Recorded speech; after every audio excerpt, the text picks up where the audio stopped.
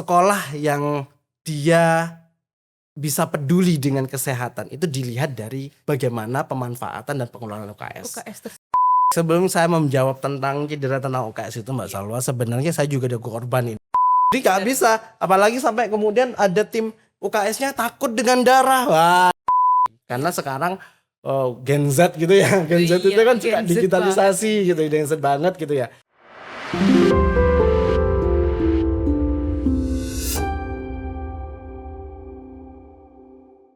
Assalamualaikum warahmatullahi wabarakatuh. Salam sehat, Laskar Medika. Bertemu lagi di podcast kesayangan kita, FKUM punya cerita. Ceritanya dimulai dari anamnesis. Saya Manawa Salwa, mahasiswa S1 Keperawatan Fakultas Kedokteran Universitas Negeri Malang yang akan menemani Laskar Medika semua dalam obrolan santai tapi berbobot seputar riset, kesehatan, dan dunia medis. Di edisi kedua ini, kita akan membahas salah satu topik yang sangat penting, yaitu revitalisasi UKS. Saatnya sekolah peduli dan siswa terlindungi. Sudah hadir bersama saya narasumber luar biasa, beliau adalah dosen keperawatan, yaitu Dr. Ahmad Masfi, S.Kep, Nurse M.Kep. Selamat datang, Nurse Masfi. Selamat datang, Mbak Salwa. Wah, luar biasa sekali. Kita kedatangan narasumber yang keren sekali. Monggo, Nurse Masfi, untuk memperkenalkan diri dan menyapa Laskar Medika. Sebelumnya, bagaimana kabarnya Nurse Masfi? Alhamdulillah. Gimana Mbak Salwa kabarnya? Alhamdulillah, baik. Sehat ya? Alhamdulillah. Baik.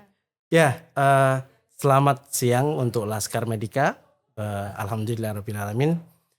Pada siang hari ini saya diundang di podcast gitu ya, Anamnese ya, yang sedang lagi viral. Yang lagi viral kebetulan memang pada siang hari ini. Oh, perkenalan dulu ya. Ya, boleh dikenalkan. Nama saya Ahmad Masfi ya. Kebetulan saya dosennya Mbak Salwa. Iya, program studi keperawatan Fakultas Kedokteran Universitas Negeri Malang. Oke. Kebetulan hari ini saya akan membawakan materi ya, sebenarnya materi ini adalah materi yang sudah tahun 2024 kebetulan saya mendapatkan hibah dari Universitas Negeri Malang tentang pengabdian masyarakat terkait dengan revitalisasi UKS, saatnya sekolah peduli siswa terlindungi. Ya, kebetulan itu Mbak Salwa. Baik, Ner, terima kasih telah bergabung di podcast kami. Sekarang kalau kita flashback sedikit nih Nars ya, kita semua itu pasti pernah sih melihat atau bahkan istirahat di UKS waktu sekolah kan ya. Tapi seringkali itu ruang itu cuma jadi tempat istirahat gitu ya. Pusing, yang kabur dari kelas gitu Nars. Kalau menurut Nars Masfi nih, bisa dijelaskan nggak mengapa sih penting banget kita membahas revitalisasi UKS pada saat ini? Ya. Jadi terima kasih ya Mbak Salwa. Memang kebetulan fakta yang terjadi adalah ketika kita bicara tentang UKS, maka kita akan banyak menemukan bahwa UKS itu justru fungsinya adalah sebagai ruang ganti, ruang istirahat gitu ya, pada sekolah-sekolah gitu ya. Sehingga ini kemudian cocok untuk kemudian kita angkat sebagai sebenarnya bagaimana sih revitalisasi UKS ya. Ini adalah ada apa sih sebenarnya dengan UKS gitu ya Mbak Salwa ya. Apa sebenarnya ada apa dengan ini backgroundnya kayak seperti ada apa dengan cinta. Iya, jadi agak flashback gitu ya. Begitu ya. Oke, jadi sebenarnya apa sih sebenarnya yang terjadi di dalam UKS itu? Ya memang kita lihat bahwa faktanya bahwa UKS itu menjadi fungsi yang terlihat tidak layak gitu ya. Kadang UKS itu di sekolah itu dijadikan sebagai tempat ganti gitu ya. Dijadikan sebagai tempat istirahat, tempat nongkrong, bahkan mungkin tempat untuk bolos. Gitu ya, untuk siswa-siswa ya. Padahal sebenarnya UKS itu menjadi hal yang sangat penting. Bicara tentang UKS itu kan maknanya adalah usaha kesehatan sekolah begitu ya. UKS ini jangan sampai kemudian dipisahkan dari sebuah kesehatan komunitas. Ini adalah bagian dari kesehatan komunitas. Jadi di mana pemerintah Indonesia itu sudah mendesain secara baik, secara bagus terkait dengan peningkatan kesehatan untuk anak usia sekolah ya, terkait dengan anak usia sekolah begitu. Kemudian dari UKS ini yang kemudian menjadi latar belakang saya mengangkat judul Topik yang itu tersebut. tadi, Oh, begitu ya. begitu. Memang fakta Mbak Salwa bahwa UKS ini sendiri memang disfungsikan dengan cara yang berbeda, begitu ya. Nah, Benar sekali. oke, baik untuk kemudian saya katakan lagi bahwa sebenarnya UKS ini adalah merupakan eh, usaha kesehatan sekolah yang memang dirancang untuk meningkatkan kesehatan di sekolah Sekolah. itu sendiri. Oke, begitu Mbak Salwa. Kalau begitu Nars, kan seharusnya UKS ini bukan untuk ruang istirahat aja tuh Ya. Nars. Sebenarnya apa sih idealnya fungsi utama dari UKS kalau menurut Mas Vini? Ya, baik. Terima kasih. Laskar Medika sebenarnya UKS itu merupakan program yang dicanangkan ya, di mana dia saat ini sudah berubah gitu ya, mulai dari awal-awal itu dia sudah berubah bentuk sehingga berkembang ya, berkembang benar. Kemudian dia mengalami revitalisasi pendekatan promosi kesehatan di sekolah, yaitu dengan Health Promotion School atau HPS kalau kita kenal, di mana pendekatan ini memang luas ya, di mana UKS ini ditekankan untuk keterlibatan seluruh komunitas sekolah dalam bidang kesehatan. Nah, kemudian UKS ini juga berfungsi sebagai penguatan kebijakan sekolah sehat. Ya, jadi kalau saya boleh menggarisbawahi bahwa sekolah yang dia bisa peduli dengan kesehatan itu dilihat dari bagaimana pemanfaatan dan pengelolaan UKS. UKS tersebut. Kalau pengelolaan UKS-nya bagus, baik, berarti sekolah itu sebenarnya sudah memiliki giroh ya, memiliki semangat untuk kemudian peduli terhadap kesehatan, terutama kesehatan sekolah Mbak Salwa. Ya, gitu ya. Lah, selain itu juga fungsi dari kesehatan UKS sendiri itu adalah partisipasi siswa, di mana siswa itu juga ada rasa kepedulian terhadap kesehatan, sehingga muncullah nanti di UKS itu ada kader kesehatan, ada pengelolaan, betul Mbak Salwa. PMR juga. Betul lah itu. Ya Mbak Salwa pernah SMA ya? Atau pernah petugas UKS juga? Kebetulan belum Oh, pernah. belum pernah. Oke, siap. Oke, begitu Laskar Medika. Baik, kita lanjut ya Nars. Kalau menurut Nars Mas V, apa sih peran UKS dalam perkembangan kesehatan di lingkungan sekolah itu? Oh ya, kalau bicara peran itu cukup banyak sebenarnya. Kalau saya bilang bahwa peran UKS itu adalah ujung tombak dari kesehatan sekolah itu sendiri gitu ya. Selain nanti ada fasilitas kesehatan yang lain gitu ya. Tapi ketika kita sudah bicara tentang UKS, maka orientasi kita itu adalah pengembangan di situ adalah dari sekolah.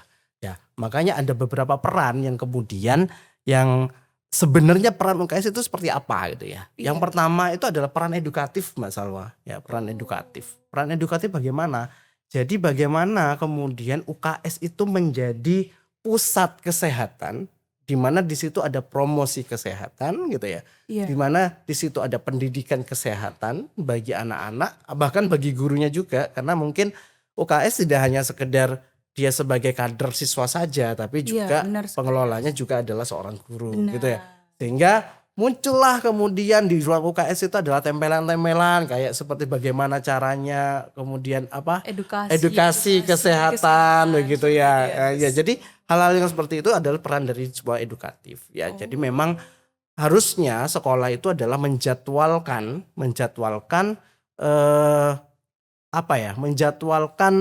pendidikan kesehatan, entah itu 1 bulan sekali, entah 2 bulan sekali, atau ya tergantung dari pengelolaan sekolah. Itu adalah peran edukatif. Kemudian peran dari preventif. Kalau bicara tentang preventif berarti kan pencegahan gitu ya. Lah, biasanya peran dari UKS ini juga penting. Kenapa? Karena kalau kita melihat anak sekolah itu kan sebagian waktu hidupnya begitu kalau bahasanya gitu ya, sebagian hidupnya itu kan di sekolah gitu, bener nggak? Sekali boleh dari jam tuh betul sampai sore betul, kita di sekolah. Ya makanya lah itu yang kemudian yang harusnya menjadi kekuatan bagi sekolah untuk kemudian melihat perkembangan anak, melihat kondisi anak gitu ya. Sehingga itu menjadi preventif, menjadi pencegahan kalau dia sakit. Nah, salah satu bentuknya bagaimana? Ya salah satunya bentuknya adalah seperti screening kesehatan kayak seperti anemia. Biasanya pada gadis-gadis gitu ya. Kan kalau rentan kan anak sekolah, gadis apalagi kalau sudah head. Benar. Ya, sering terjadi gitu ya Mbak Salwa, sering terjadi kemudian HB-nya langsung turun. Nah itu kan hal-hal preventif seperti itu karena kemudian yang harus menjadi peran UKS di situ untuk menghidupkan kesehatan. Tuh. Kemudian yang ketiga adalah peran kuratif. Nah, kalau bicara tentang kuratif berarti apa? Pengobati. Lah di sana UKS tidak hanya sekedar tempelan kesehatan saja, tidak hanya sekedar memberikan pendidikan, tidak, tapi justru di sana adalah pengobatan. Makanya di dalam UKS, sarana prasarana UKS itu ada yang namanya P3K, kotak P3K. Benar. Ada di situ ada kasa, ada betadin gitu ya, ada NaCl mungkin untuk rawat luka segala macam, dan itu memang untuk kuratif gitu ya. Tapi memang kuratif ini ada pakem-pakemnya, mana yang boleh dilakukan, mana yang tidak boleh dilakukan. Nah itu nanti pembahasan yang berbeda begitu ya. Kemudian yang keempat itu adalah tentang rehabilitatif. Jelas bahwa peran UKS itu sebagai rehabilitatif ya. Jadi dia sebagai nanti kalau seandainya ada orang yang sakit, kemudian dia pingsan, biasanya kalau upacara hari Senin moro-moro 1, 2, 3 pingsan kabeh. UKS itu adalah tempat rehabilitasi, tempat untuk istirahat, untuk pemulihan. Itu bisa dijadikan sebagai sebagai salah satu upaya kesehatan untuk anak usia sekolah. Kemudian UKS sendiri juga Mbak Salwa tidak hanya berorientasi perorangan. Gak bisa. Jadi ya UKS itu kemudian gak bisa kemudian itu dijadikan sebagai bentuk dari meningkatkan kesehatan perorangan, tidak. Tapi justru UKS itu juga berorientasi pada lingkungan.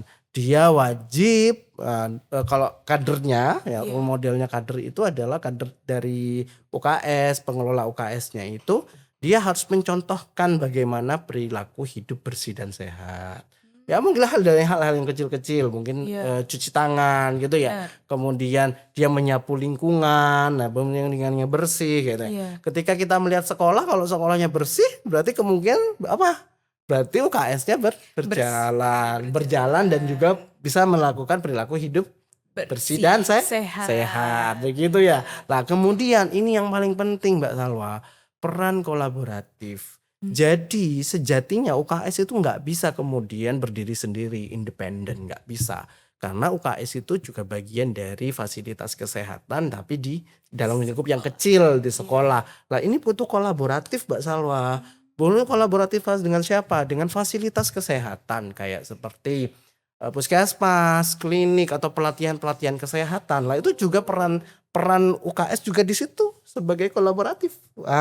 Makanya kalau kemudian dari peran ini kita kan tidak tutup kemungkinan tuh begitu akan banyak terjadi Benar sekali. Kejadian tidak diinginkan gitu ya.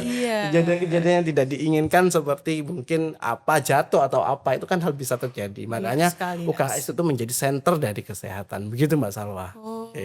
Begitu ya Nars. Wah, saya jadi mempunyai pengetahuan yang lebih. Iya benar. Dulunya sekedar cuma lihat UKS tempat istirahat gitu aja. Betul. Berikutnya Nars. Nah, kita berbicara lagi di sekolah. Iya. Kan kalau di sekolah tuh aktivitas siswa itu kan banyak sekali. Ada yang olahraga, lari-larian, terus pokoknya aktivitas segalanya yang beresiko terjadinya cedera ringan. Betul, iya. Seperti kayak jatuh dari tangga, jatuh saat olahraga, kesleo dan lain sebagainya. Nah, seperti saat itu ya Nars, peran UKS itu kan sangat dibutuhkan. Kalau menurut Nurs Masfi nih, bagaimana sih cara penanganan cedera UKS yang cedera tepat? Di UKS ya, gitu. betul. Cedera di UKS ya. Iya. Oke, baik, sebelum saya menjawab tentang cedera tentang UKS itu Mbak Salwa, sebenarnya saya juga ada korban ini. Jadi korban, kalau saya katakan korban ya. Jadi dulu ketika SMP gitu, pada masa SMP yang namanya anak-anak itu kan suka main terus suka tegar-tegaran ya cowok gitu ya. Benar ya? Tegar-tegaran, main-main lah. Kebetulan saya bareng temen itu memang lagi bercanda posisinya. Saat hujan, begitu. Jadi akhirnya jatuhlah, jatuh terus Wow. keseliu di sini Iya, jadi ada iya. dislok gitu ya. Lah, ini akan terjadi di sekolah manapun itu akan terjadi gitu ya. Sebelum kita lihat ke penanganan cedera, kita harus tahu nih Mbak, apa sih sebenarnya cedera yang ada di sekolah. Kita nggak tutup kemungkinan tuh ada yang apa namanya, ada yang jatuh, kemudian ada yang kena pukul sama tongkat Temennya. casting gitu kan ya. Terus kena bola basket. Itu kan sesuatu yang memang akan ada dan Iya, akan ada bener itu sekali. terjadi gitu ya. Nah, sebenarnya bahwa kalau kita bicara tentang cedera, cedera itu apa sih? Sebenarnya cedera itu adalah kerusakan atau gangguan pada jaringan tubuh yang disebabkan oleh benda luar ya seperti benturan gitu ya. Kan sering tuh anak-anak benturan, Iya. main bola emosi jendar-jendar gitu ya. Wah, main-main gitu ya, benturan terus jatuh, jatuh kemudian ada tekanan terus tuh suhu ekstrim, bahan kimia dan aktivitas berlebih. Artinya bahwa cedera itu adalah rusaknya sebuah jaringan. Iya. Nah, itu yang akan banyak terjadi di dunia sekolah gitu ya. Nah, inilah yang kemudian yang cara penanganannya bagaimana, ini kayaknya bisa langsung ke pertanyaan yang kedua ya Mbak Salma Iya, ya, bener. terkait dengan bahwa bagaimana penanganannya. Iya. Lah, kalau saya boleh melihat Mbak Salwa, penanganan utama sebenarnya penanganan cedera di sekolah itu saya tidak akan bicara tentang bagaimana cara menangani rawat luka, bagaimana caranya, enggak gitu dulu. Nah, itu nanti itu, Kak. Iya. Tapi yang paling penting utama itu ada dua, Laskar Medika. Terkait dengan penanganan cedera di sekolah, ada dua hal yang utama dalam penanganan cedera. Yang pertama adalah pengelolaan UKS, Mbak. Pengelolaan UKS itu penting. Lah, bicara tentang pengelolaan UKS ini adalah berhubungan dengan sekolah, pengelolaan sekolah. Lah, sekolah itu harus kemudian mempunyai insting, mempunyai semangat untuk kemudian memenuhi apa yang dibutuhkan oleh UKS. Minimal memenuhi sarana prasarana, minimal kemudian dia memberikan, memfasilitasi ruangannya gitu ya. Iya. Harus dilihat dari sisi ininya. Gimana kalau seandainya ada anak gitu ya terus jatuh gitu ya, terus jatuh Bener. kemudian jatuh tapi nggak ada betadine, nah gimana? Terus nggak ada dia dislok, nggak ada bidai, nah itu kan berarti kan sarana prasarana menjadi penting lah. Iya. Sarana prasarana ini adalah perannya sekolah untuk kemudian memenuhi, memfasilitasi terhadap UKS itu sendiri, Mbak Salwa. Itu yang pertama. Yang kedua adalah kompetensi tim UKS. Lah ini yang kami lakukan dengan tim kami ya, tim di prodi keperawatan kemarin kami mengajarkan Mbak Salwa, mengajarkan pelatihan untuk meningkatkan kompetensi tim UKS. Pelatihan apa saja kemarin yang kami lakukan? Yang pertama adalah bagaimana penanganan anak dengan tersedak. Nah, biasanya kalau ada orang tersedak kan Mbak Salwa ya bener ya? Iya. Nah, kalau tersedak itu diapain lah, itu kita Iya. ajarkan. Kemudian ada anak yang dia patah tulang atau dislok, itu juga kami ajarkan tapi pada penanganan pertamanya. Ya. Iya. Bagaimana harus dilakukan. Terus kemudian yang ketiga adalah rawat luka Mbak Salwa, rawat luka. Kemudian yang keempat itu pemasangan bidai. Lah itu yang kemudian yang kami lakukan. Nah, itu adalah sebagai upaya untuk apa? Untuk meningkatkan yang kedua ini, kompetensi tim UKS. Sama halnya kayak gini. UKS-nya bagus Mbak Salwa, fasilitasnya bagus, sarananya bagus gitu ya. Tapi gak bisa ngerjakan, kompetensinya nggak ada. Nah, itu yang kemudian yang percuma. Jadi percuma gitu ya. Iya. Buat apa gitu kan? Iya, Jadi gak bisa, apalagi sampai kemudian ada tim UKS-nya takut dengan darah. Wah, itu juga lah. Ini yang kemudian yang kami Laskar Medika yang harus tahu bahwa ini yang kemudian yang kami menjadikan sebagai bahan untuk pengabdian masyarakat yang kemarin. Nah, gitu Mbak Salwa. Luar biasa sekali ya pengabdiannya ini, Nak. Ya, alhamdulillah, didoakan semoga bisa terus berkolaboratif. Amin, amin. Nah, dari perbincangan sebelum-sebelumnya nih Laskar Medika sudah mengetahui bahwa UKS itu ternyata mempunyai peran penting dan strategis di sekolah. Betul. Lalu, apa saja ya Nars yang harus dilakukan oleh pihak sekolah untuk merevitalisasi UKS agar manfaatnya lebih optimal? Betul ya. Gitu Nars. Ya, baik, Laskar Medika, saya sudah panjang lebar tadi menjelaskan bagaimana penting gitu ya, pentingnya sebuah Iya, UKS benar. dalam dunia kesehatan, apalagi kemudian perkembangan untuk anak gitu ya. Sekarang bagaimana kemudian langkah-langkah untuk revitalisasi UKS gitu Iya, ya benar pertama. sekali, Oke, Dars. yang pertama tentunya harus ada audit UKS di sekolah. Ya, belajar bahwa kami itu ketika mengajukan Pengabdian. pengabdian ini kami lihat UKS-nya. Kami lihat gimana UKS-nya itu dulu bener jalan apa enggak lah. Iya. Itulah sekolah itu penting untuk kemudian melihat UKS itu gitu loh. Apakah kemudian UKS itu baik, bagus atau kurang baik atau apa ya terserah dengan instrumennya dia gitu. Iya, Yang penting benar. harus ada audit di sekolah. Ya, itu yang dilakukan. Dari entah itu dari sekolah ke UKS, entah dari pengawas ke sekolah. Nah, itu adalah berkesinambungan lah. Iya. Tentunya yang pertama adalah audit UKS di sekolah. Lah, kemudian yang saya katakan yang kedua, Mbak Salwa, berkali-kali saya mengatakan bahwa peran dari UKS ini adalah kolaboratif. Nggak bisa UKF independen. Nah, dia harus melibatkan pihak luar. Kenapa Mbak Salwa harus seperti itu? Coba bayangkan, guru siswa itu kan backgroundnya kan bukan kesehatan, Benar begitu kan? sekali. Bener ya, bener Mbak Salwa ya. Benar sekali. Bener ya, makanya Iya. itu butuh keterlibatan pihak luar, mulai dari puskesmas, klinik, lembaga pelatihan itu penting itu. Ya, itu jadi yang pertama ada audit, yang udah ada melibatkan. Kemudian apa setelah dilibatkan? Minta mereka untuk melatih tim dan kader UKS. Jadi dilatih, ya jangan sekedar cuma tahu saja gitu loh. Iya, Kalau iya. kalau bahasanya kan hanya tahu saja gitu, tapi tidak dilatih ya itu sama aja. Karena ini berhubungan dengan orang cedera, berhubungan dengan kesehatan. Ini butuh yang namanya kompetensi. Ini butuh yang namanya skill lah, Iya. bahasa kita adalah skill gitu ya. Dan Ini itu butuh- dilatih. Betul, dan butuh dilatih untuk Iya. bisa seperti itu. Udah hanya sekedar kita ngasih tahu, tapi harus dilatih gitu ya. Benar Kemudian selanjutnya setelah itu siap, maka kemudian apa yang dilakukan? Membuat perencanaan.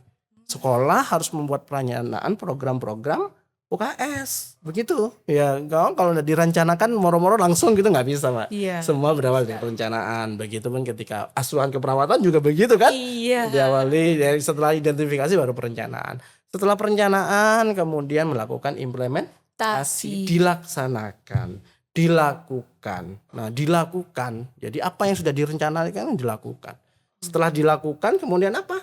Dimonitoring, dievaluasi. Nah, dimonitoring, dilihat ini kira-kira program ini tercapai apa enggak gitu ya. Kalau enggak gimana caranya? Kalau iya apa dilanjutkan atau dikembangkan gitu ya. Itu adalah sesuatu yang langkah-langkah yang bisa dilakukan untuk revitalisasi UKS. Dan yang terakhir itu adalah digitalisasi UKS. Digitalisasi UKS itu adalah untuk inovasi Mbak Salwa sebenarnya. Jadi ini kalau dasarnya ini adalah 6 ini ya Mbak Salwa. Tapi kalau yang digitalisasi ini adalah bentuknya itu adalah inovasi. Karena sekarang Gen Z gitu ya. Gen Z itu Iya, kan suka Gen Z digitalisasi gitu, Gen Z banget gitu ya.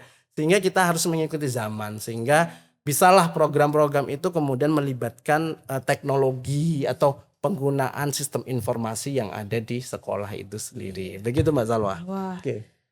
sangat kompleks sekali ya Nars Iya. ini. Luar biasa sekali insight-nya hari ini, Iya, Nars. betul.